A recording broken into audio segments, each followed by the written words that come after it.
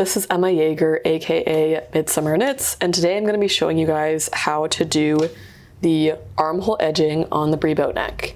There are a couple of things that I think are a little bit untraditional about how I do this armhole edging, so that's why I wanted to film a video explaining it.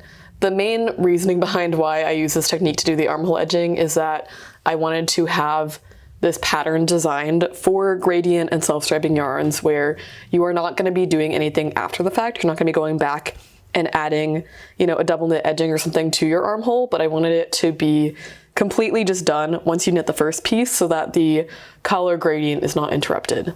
So this is what I'm going to be showing you guys, and I'm actually going to be showing you on some small swatches as opposed to an actual brie boat neck.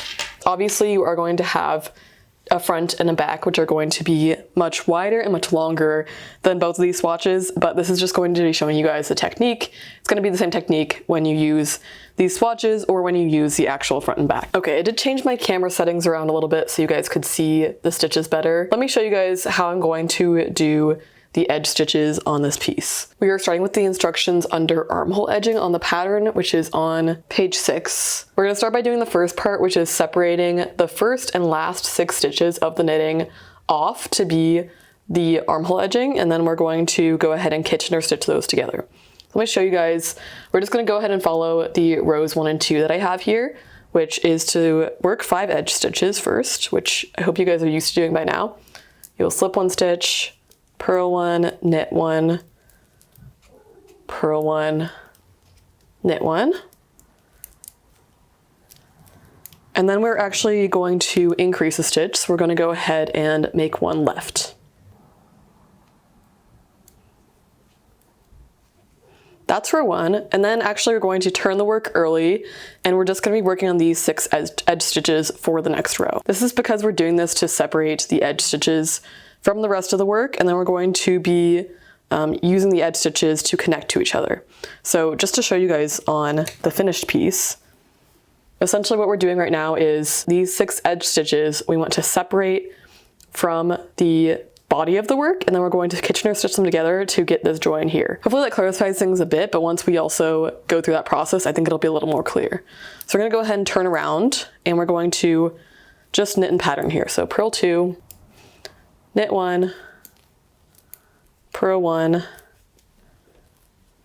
knit 1, purl 1. That is it for this side of the work. In the pattern it says to put these 6 stitches on hold. I'm actually just going to leave them on the needle for now, and you'll see why in a minute. But essentially I've already finished the armhole edging instructions on the other side of my work, and that means we're going to be Kitchener stitching these together with the other side very soon. So I don't see a point in taking them and putting them on hold if we're going to be doing that very soon.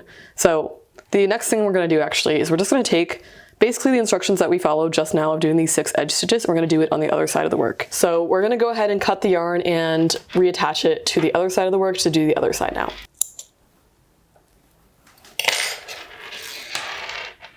Okay, we're going to the other side of the work. Okay, so I moved my stitches down to the other side of the work. We're going to be starting on the wrong side. We're going to reattach yarn, and we're going to go ahead and start doing the same thing that we did on the other side. Slip the first stitch, and then you're going to knit. Sorry if it's out of focus. We're going to go ahead and purl, just working these first 5 edge stitches, knit, purl, and then we're going to make 1 right. So we're going to increase here as well. Make 1 right, purl, excuse me. All right, now you have 6 edge stitches. We're going to turn our work early as we did last time, and we're just going to go back in pattern for the rest of this little 6 edge stitches. So knit, knit, purl, knit, purl, and finish on a knit. At this point, if you are working on the front of the top, which is the first part of the top that you work on, you're just going to put everything on hold and you're going to go to work the back instructions. However, if you've worked both the front and the back up to the armhole edging instructions, at this point we're going to be Kitchener stitching our 2 pieces together. So here is my little front piece. Sorry, things are curling a little bit, but essentially I put everything on hold here. And you can see on either side I have the 6 edge stitches on hold. Essentially what we're going to be doing now is we're going to be lining up the 2 edges where we cast on these pieces.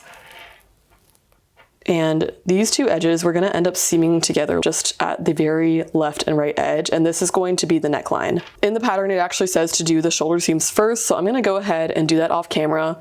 I'm just going to link a tutorial on how to do this. It is just a vertical mattress stitch, just to show you guys what we're looking at on the actual top as well. This is the cast on edge. You'll seam a couple of stitches on either side to form the neckline. That is in the shoulder seams instructions. Okay. I'm back. I've completed my quote-unquote shoulder seams. This is just a really mini version of what you're going to be doing. Obviously, you're going to have much more fabric here, but this is just to show you guys kind of like what sort of shape we're going to be making. So this is the neckline, here are the 2 shoulder seams, and we've completed that part. So we're moving on now to joining the front and the back. So as before, I still have the 6 stitches on hold on either side of the front and the back. On both sides, we want to start doing the Kitchener stitch with the right side facing us. So you're gonna go to whichever side of your knitting has your yarn on the right side, that's the side that you want facing you. And then we're gonna go ahead and take the 6 stitches that we put on hold on the back. We're gonna put these on a needle so that we can do Kitchener stitch more easily. So I just have a spare needle here, and I'm gonna go ahead and put these stitches on the needle.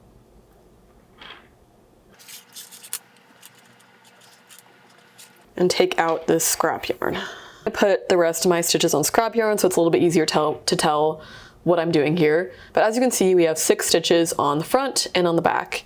And one of these 2 ends should be a little bit longer. We're gonna take the longer end, and this is what we're gonna use to do Kitchener stitch. So we're gonna go ahead and thread the longer end of the yarn onto a needle. So we'll do that quickly. If you've ever done Kitchener stitch before, so Kitchener is essentially used to graft 2 sets of stitches together to make it look relatively seamless.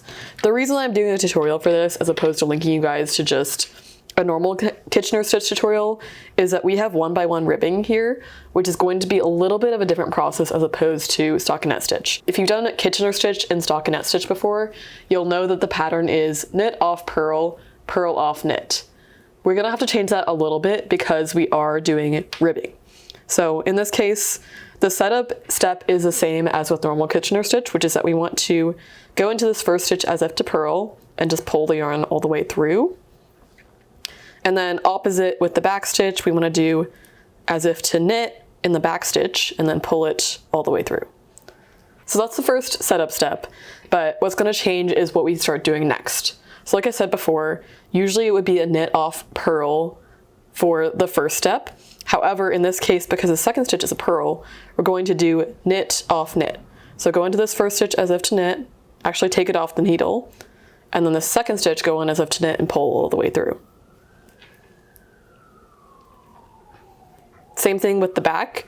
We're gonna be doing, instead of a purl off knit, a purl off purl.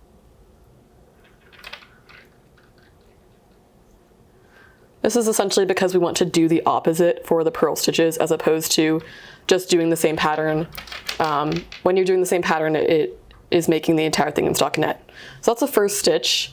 Next, what we're going to do at this point is we want to do purl off purl on the front and knit off knit on the back, which is the opposite of what we did in step 1.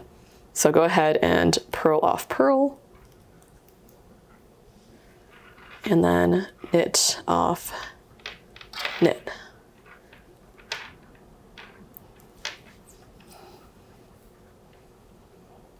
We're going to continue doing this same process. Essentially, if you forget which stitch you're supposed to be doing, if you want to be doing knit off knit or purl off purl, you just want to look at the first stitch on your needle, and that's whatever you're doing. So in this case, it's a knit stitch, so I'm going to do knit off knit. And then you'll do the opposite for the back stitches. So now we're going to do purl off purl. Oops, my stitch is a little split back here, so let's fix that. Purl off purl. And you just want to pull the yarn to a point where it's like comfortably tight. Once again, we have a purl here first, we're going to do purl off purl, and then the back we'll do knit off knit.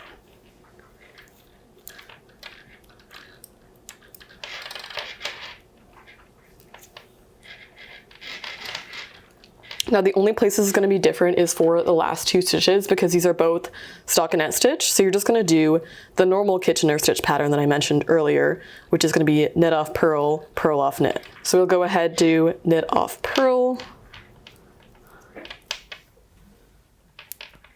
purl off knit. And then for these last 2 stitches, we're going to do knit off and purl off. So knit off and purl off. Sorry for those needles if they were loud. There is going to be like a slight bit of bulk right underneath the armpit, but honestly, it's so not noticeable because it's going to be right underneath your armpit. Your arm's going to be on top of it. You're really not going to be able to see it. And once you weave the ends in and everything, I feel like it looks pretty good. Like I was showing you guys earlier, this is what it ends up looking like.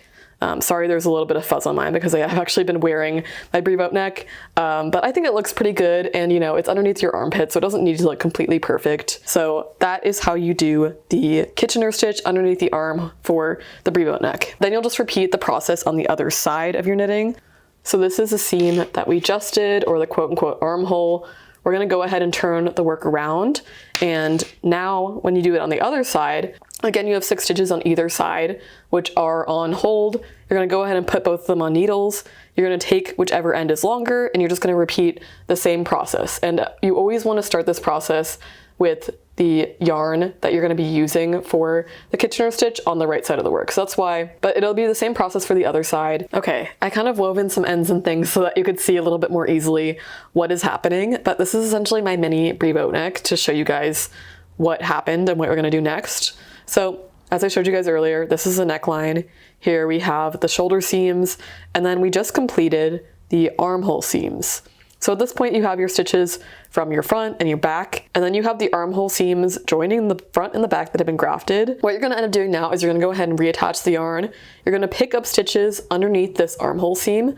You're going to knit these stitches, pick these up, and knit these stitches so that you're working fully in the round. That is how the construction works. I hope that that's clear. This is the end of the tutorial, but I just wanted to show you guys kind of what the next steps are going to be to get this fully in the round. I hope that you found this video helpful, and I hope you like how your brie boatneck comes out. Thank you for watching, and I'll see you guys next time.